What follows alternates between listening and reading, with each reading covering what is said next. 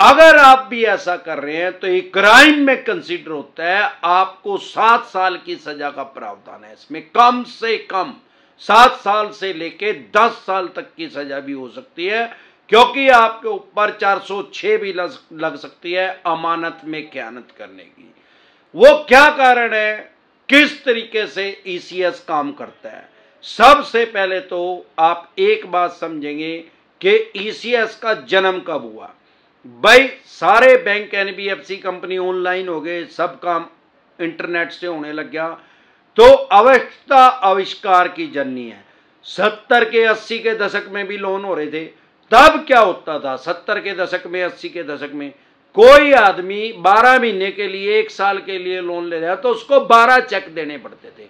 NBFC company का तो उस टाइम जन्म ही नहीं हुआ था, उस बैंक को 12 चेक देने पड़ते थे। हर महीने वो बैंक चेक को लगा के किस्त बोलते थे उस टाइम, आजकल जिसको ईएमआई बोलते हैं, वो ईएमआई बैंक ले लेता था, काट लेता था उस आदमी के पैसे जिसने लोन लिया होता था।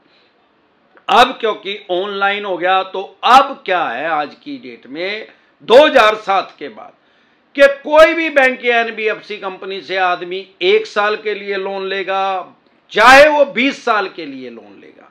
अगर वो 20 साल के लिए लोन लेगा तो उसको 240 चेक देने की जरूरत नहीं है, उसको सिर्फ ईसीएस मैंडेट पे साइन करने हैं। मतलब उसने पावर दे दी उस बैंक या एनबीएफसी कंपनी को कि अगले 20 साल तक 240 महीने तक मेरा इतना अमाउंट पर मंथ इस डेट को वो डिडक्ट कर लेगा, काट लेगा।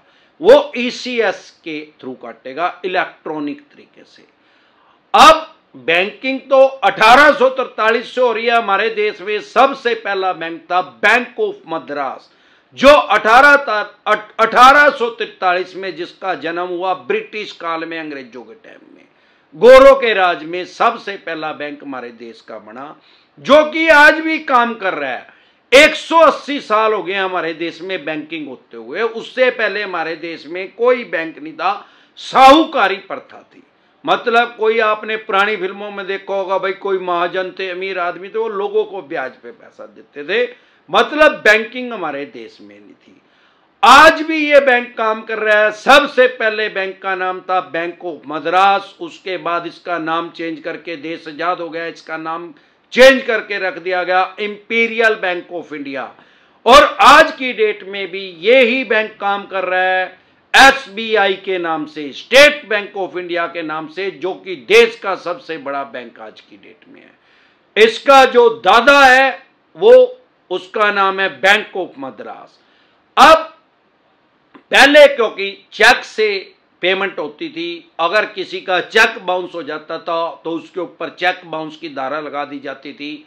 138 नेगोशिएबल इंस्ट्रूमेंट एक्ट 1881, 1881 में ये एक्ट बना, ये धारा बनी, जिसको सामान्य बोलचाल की भाषा में एनआई एक्ट भी बोलते हैं और सामान्य बोलचाल की भाषा में चेक बाउंस का केस बोलते हैं। अब 2007 के बाद, क्योंकि चेक तो सिर्फ ये सिक्योरिटी के तौर पे 1-2 लेते हैं, या कोई कंपनी 4-5 भी लेती हैं, उस चेक से आपकी ईएमआई नहीं कटती। अब आप 20 साल के लिए लोन ले रहे हैं तो 240 चेक तो दे नहीं रहे हैं, 240 ईएमआई की पावर दे रहे हैं उसको ईसीएस के द्वारा। अब क्योंकि चेक तो दिया नहीं जा रहा है, अगर आपकी ईएमआई डिफॉल्ट होगी तो अब ये आपके ऊपर कैसे केस करेंगे, जब चेक नहीं दिया तो चेक बाउंस का कैसे करेंगे। तो अवस्थाविष्कार की जननी है section 25 payment and settlement act 2007 में कानून बना कि किसी आदमी की अगर ईसीएस से पेमेंट जाती है और उसकी ईएमआई अगर डिफॉल्ट होगी तो उस बैंक एनबीएफसी कंपनी के पास पावर आ जाएगी कि वो section 25 payment and settlement act 2007 के अकॉर्डिंग उस आदमी के ऊपर केस कर सकता है। अब ये कहता क्या है पेमेंट एंड सेटलमेंट एक्ट, ये चेक बाउंस की तरह ही है। उसकी छोटी बहन है, मान लो भाई एक औरत जो है वो तिखी है, तो उसकी बहन भी स्वाभाविक बात है कि तिखी होगी यार, जेनेटिक तो है ही, पीढ़ी दर पीढ़ी तो चला रहा, खून तो उसके अंदर वही, अगर उसकी सगी बहन होगी तो ऐसे ही ये समझ लो कि आप चेक बाउंस की तरह ही है। चेक बाउंस में भी मैक्सिमम 2 साल तक की सजा हो सकती है, या 100% तक यानी डबल तक का जुर्माना हो सकता है जितने का चेक बाउंस हुआ है। ऐसे ही ईसीएस का अगर इन्होंने आपके ऊपर केस कर दिया सेक्शन 25 का, इसमें भी 2 साल तक की सजा का प्रावधान है, या 2 गुना तक पेनल्टी आपके ऊपर लग सकती है, या दोनों लग सकती हैं। 2 साल की सजा भी हो सकती है या आपका पेनल्टी भी लग सकती है 2 गुना तक, ऐसे ही चेक बाउंस में। पर डरे घबराए नहीं, 50 लाख से कम तक के केस में मैंने आज तक किसी को 2 साल की सजा होते हुए नहीं देखी है। ज्यादातर जज साहब क्या करते हैं कि पैसे की पेनल्टी लगा देते हैं, जरूरी नहीं है डबल पेनल्टी लगेगी, डबल से कम भी लग सकती है। तो आप डरे घबराए नहीं। हमारा वीडियो बनाने का मकसद लोगों को अवेयर करना है, जागरूक करना है, लोगों को में भय व्याप्त करना नहीं है। आपको अपने राइट्स पता होने चाहिए, अधिकार पता होना चाहिए, लेकिन बैंक एनबीएफसी कंपनी के भी राइट्स और अधिकार पता होना चाहिए। कभी भी ईसीएस को स्टॉप ना करें, ना ही चेक को स्टॉप करें। आजकल नेट चला हुआ है जिससे आपकी ईएमआई जाती है, उसको कभी भी स्टॉप ना करें, क्योंकि ईएमआई डिफॉल्ट होना क्राइम में कंसीडर नहीं होता, लेकिन चेक या ईसीएस डिफॉल्ट होना क्राइम में जरूर 100% कंसीडर होता है। क्योंकि अगर आप उसको स्टॉप करवा देंगे तो इसको बोलते हैं कानून की भाषा में अमानत में खयानत। 406 धारा भी आपके ऊपर लग सकती है। भाई किसी बैंक एनबीएफसी कंपनी से आपने लोन लिया, आपने उसको कमिटमेंट की, उससे वादा किया, प्रॉमिस किया कि भाई मैं इस तारीख को पैसे दे दूंगा। अगर आपसे पैसे नहीं दिए जा रहे तो ईएमआई डिफॉल्ट होना तो क्राइम में कंसीडर होता नहीं। भाई पैसे ही नहीं है तो दूंगा कहां से। लेकिन आप उस चेक को या ईसीएस या नेच को अगर स्टॉप कर रहे हैं तो आप अपना प्रॉमिस जो है, अपना वादा जो है, उसको तोड़ रहे हैं, बैंक के साथ ठगी कर रहे हैं।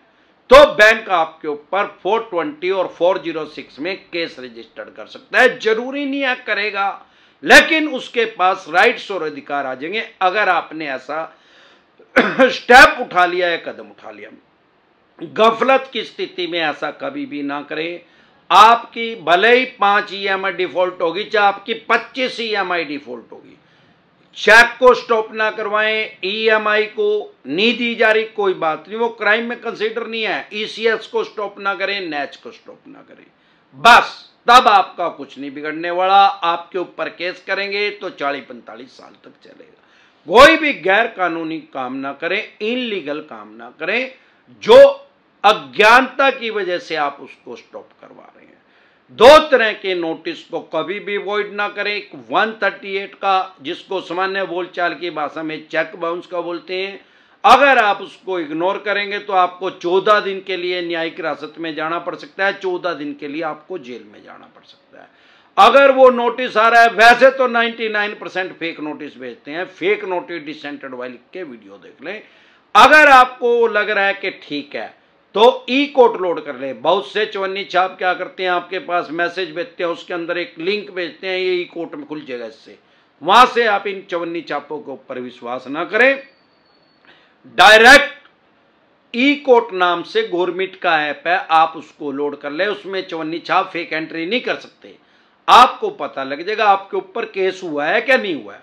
अगर हुआ है, आप उसको बार बार इग्नोर कर रहे हैं, तो आपका बेलेबल वारंट इशू हो जाएगा, नहीं जाएंगे तो नॉन बेलेबल हो जाएगा, फिर भी नहीं जाएंगे तो आपको कोर्ट के द्वारा पीओ घोषित कर दिया जाएगा, जिसको सामान्य बोलचाल की भाषा में भगोड़ा बोलते हैं। फिर आपको कम से कम 14 दिन के लिए न्यायिक हिरासत में जेल में जाना पड़ेगा। लेकिन अगर आप इसको इग्नोर नहीं करते, आपने चेक कर लिया, ई कोर्ट में चेक कर लिया, तो ये बेलेबल ऑफेंस है, जमानती अपराध है, सेम डे जमानत हो जाती है, बाय एंड जमानत हो जाती है। तुरंत प्रभाव से अपनी जमानत करवा लें, और फिर ये माननीय सुप्रीम कोर्ट तक जाते जाते 40-45 साल लगेंगे, तब तक हरिद्वार जाने का टाइम आ जाएगा। 50 बार ये आपको कहेंगे सेटलमेंट कर लो। ये चेक बाउंस का केस होने के बाद भी सेटलमेंट हो जाती है। जब सेटलमेंट होगी तो उसमें एक क्लोज लिखवा दें कि बैंक या एनबीएफसी कंपनी जिसने आपके ऊपर चेक बाउंस का केस किया है या सेक्शन 25 का ईसीएस बाउंस का केस किया, वो उसको उठाएगा, उसकी क्वेस्ट करेगा, उसको खत्म करेगा कोर्ट में से। बस दूसरा, अगर आपके पास सरफेसी एक्ट 2002 के अकॉर्डिंग नोटिस आ रहा है 13(2) का 13(4) का, सिंबॉलिक पोजीशन का, फिजिकल पोजीशन का, उसको कभी भी इग्नोर ना करे, कभी भी उसको हल्के में ना ले।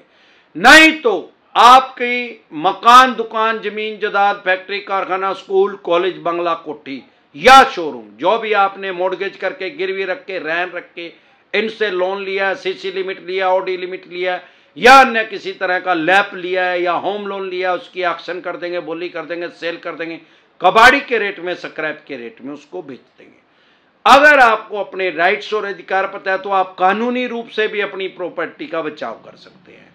अगर आपको ऐसा लग रहा है अब तक मेरी EMI चली गई, फ्यूचर में नहीं जाएगी, तो तुरंत प्रभाव से लीगल एडवाइस लें। प्रिवेंशन बेटर देन क्योर, इलाज से हमेशा परहेज बेहतर है। अगर आप हमारे साथ टेलीफोनिकली जुड़ना चाहते हैं या पर्सनल मीटिंग करना चाहते हैं, फिर आपका लोन 2 करोड़ का है, 5 का है, 25 का, 50 करोड़ का, डज नॉट मैटर।